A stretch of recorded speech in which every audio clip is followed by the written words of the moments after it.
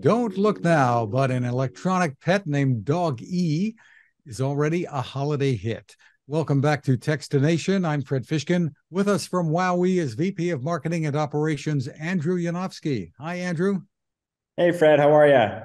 Great. Wonderful to see you. And it seems like the accolades just keep coming in for your minted, MINTID, Dog E, your fun and unique robotic pet. You're among Time's best inventions of 2023. There's the Good Housekeeping Toy of the Year. You're on all the hot toy lists. And you call this the 1 in a million robotic dog. And I'm going to let you explain that and show us here. Thank you. We're really excited about Doggy. He is, or she, depending on, your choice, but this unbelievable robot dog. And basically what we wanted to do with it was deliver the same magic of bringing a real puppy home, right? And with a real pup, you never know what the personality is going to look or feel like.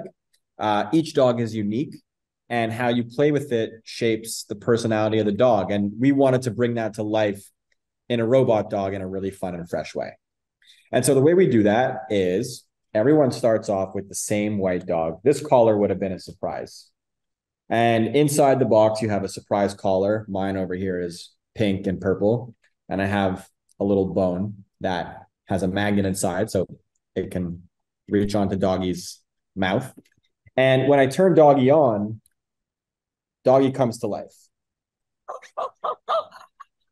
And you can see here his eyes are little half moons. But I have another doggy behind me. And this doggy has circles. So you never really know which personality, which shape eyes, lights, colors, sounds that your doggy is going to have when you open it for the first time. And Doggy, what's really fun about him is he talks with his tail. So the way he does that is, here's an example. I'll pet his head and he starts wagging his tail. But when I pet him enough, he's showing me XO on his tail because he's showing me the love because I'm showing him the love. That's really terrific, because all dog owners know that dogs really do talk with their tails, don't they? We got to watch the tail to see what kind of mood they're in, et cetera. And you've taken that and run with it, right? So it's really cool. It's actually a technology that's been around for a really long time, and it's pretty simple. It's called persistence of vision, and it's in his tail. And by making the tail move really quickly, I'm just going to turn it off so you can hear me properly. By making the tail move really quickly, we can display messages on Doggy's tail. And that's just through lights and motion. But the application of that technology into the tail of a robot dog is like totally fresh, and no one's done that before. And it makes for a great user interface for a young kid or a parent or a tech fan to interact and understand emotions and what the dog needs. It seems that this can appeal to a wide range of ages and boys and girls too, right? Yeah, we see it as like really like the toy for the whole family. And what I mean by that is like kids as young as 4 or 5 can get a great experience with Doggy right out of the box, right? So they turn it on and Doggy comes to life, and it has sensors in its head, and I can pick him up and he can give me kisses and wag its tail, and I can play tug of war. And there's also a lot of different games built right into Doggy that I can access by pushing the touch sensors on the sides of its body.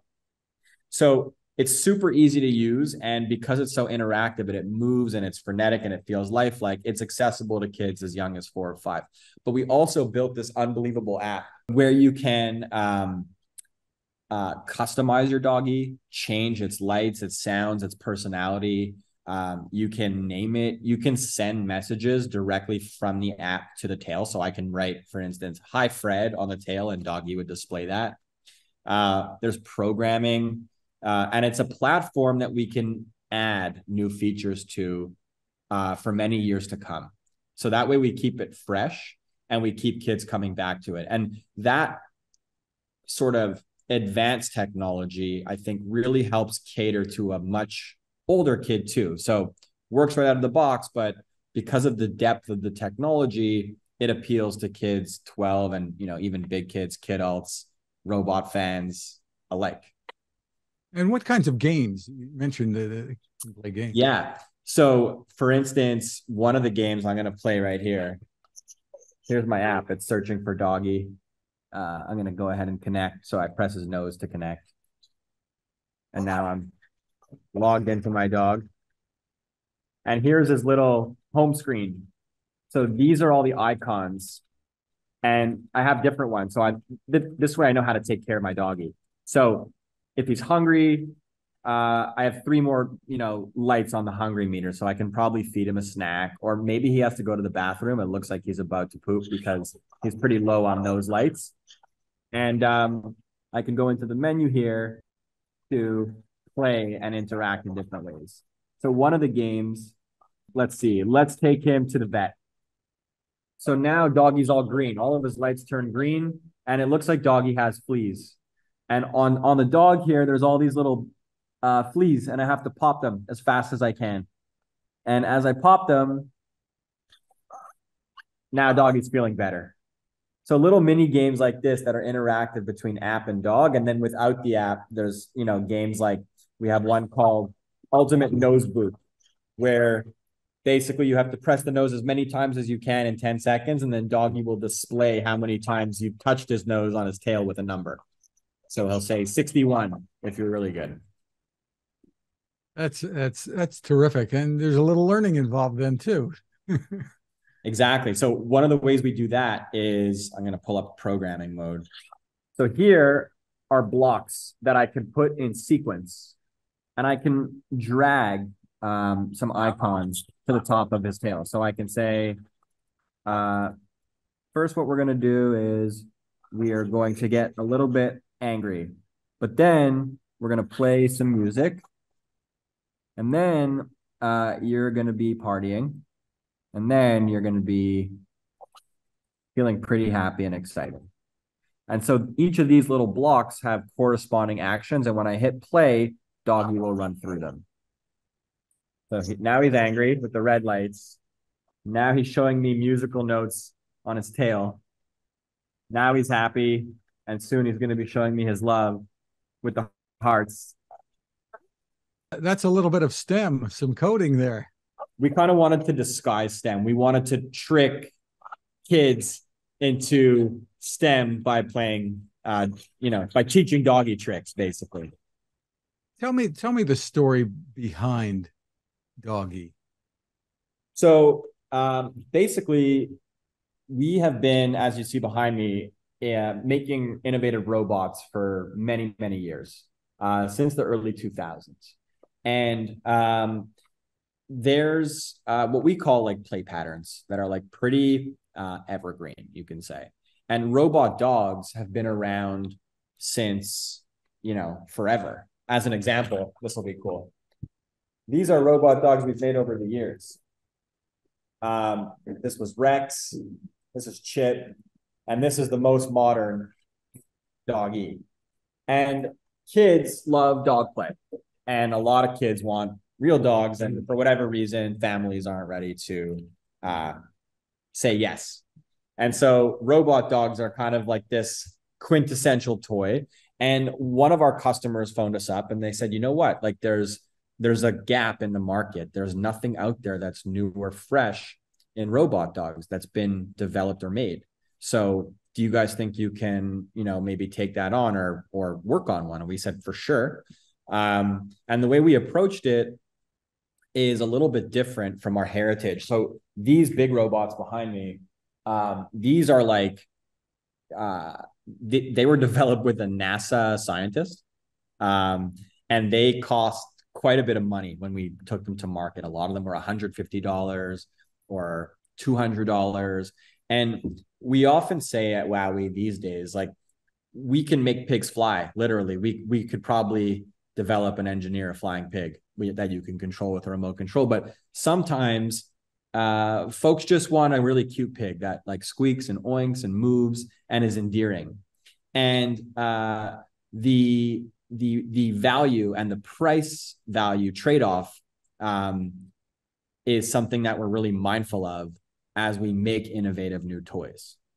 So with Doggy, we said, okay, how can we make a lovable robot? How can we deliver on totally customizable, and each one is unique, just like real dogs, but how can we do that at a price that is more accessible than our history and kind of what the consumer robotics industry is used to putting out? So that was our challenge. And we worked really hard with our engineering teams and our factories and marketing, and all of us kind of in a room working across these different departments, having tough conversations about what features to include, what features to take out, to really deliver a magical experience, but to do it at a price that's right. And you've come in under $80, right? Yep. So Doggy retails for $79.99. And right now, actually, it's available for $69.99 because it's Christmas, and our customers are excited about it and are trying to, raise the profile of the item. So any customers looking for deals ahead of Black Friday are going to be happy that they can, get that additional $10 off before supply runs out. Looking at that wall behind you and thinking about the success that WowWee has had through the years, what do you think some of the reasons are behind your ability to kind of knock it out of the park time and again? I think it has a lot to do with two things. So one is innovation. We've always done our best to raise the bar with new toy products that we put out. And it shows when it goes to market. When you innovate and when you develop, instead of just kind of like refreshing or, the customer sees it, the trade sees it. I think really it starts with innovation. Customers are looking for innovation. I think the other part of it is value. So it's like this tension between value for the money and what's new. Why is it cool? Why should I notice it? Why should I care? And I think what WowWee's done really well over the years is, because those are two extremes, right? As you try and make value and check that box, sometimes that's at odds with innovation and how new something can be, or how fresh or how expensive the components delivering that freshness can be. So you really have to kind of work within that tension. And I think the team at WowWee has done a phenomenal job over the years straddling that bar. As far as the play is concerned, how long can a child or family play without needing to? Does it take new batteries, or is it rechargeable? Or? The Doggy's rechargeable, which is great.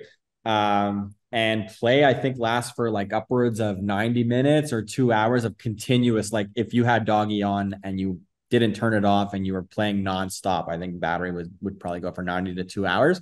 But often what we've seen is Doggy's played with kind of like in spurts. So like you'll play 20 minutes and you'll turn it off and you'll go back to it, back and forth. So its battery life is really great. And like I said, like when that runs out, it's as simple as just there's a little hatch here with the on button and a little plug that you can plug Doggy into the wall.